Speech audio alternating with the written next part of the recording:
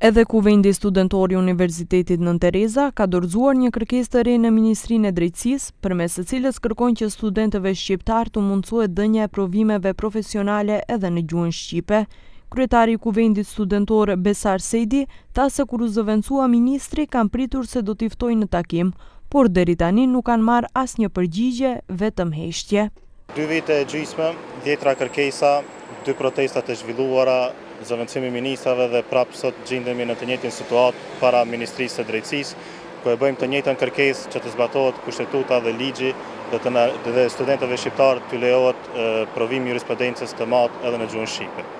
Kërkojmë nga ministri të njëjtën kërkesë që kemi patur të 2 vite e gjysmë, ta zbatojë kushtetutën, ta zbatojë ligjin për përdorimin e gjuhëve. Studenti i juridikut Jon Selimi tha se nuk e përjashtojnë mundësinë sërish të dalin në protestë. Po nuk është çudit, bëjmë prapë protestë, është një ministër e larguar, se kemi problem ta largojmë edhe tjetrin. Njerë do presim përgjigje, të shohim çfarë hapa do ndërmerren edhe do shohim pastaj. Mund të organizohemi të bëjmë prapë protesta.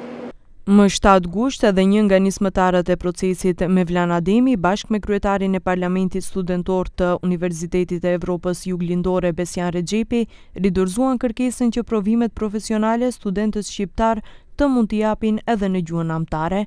Siç thanë, studentët shqiptar nuk duhet të diskriminohen, por duhet të kenë mundësi të barabarta për t'u arsimuar, për t'u certifikuar dhe për të ushtruar profesionin e tyre në vendin e vet. Për këto kërkesa të ridorëzuara nga studentët, Televizioni 21 u përpoq të marrë qëndrimin nga Ministri i Drejtësisë Jeton Shasivari, por pa sukses.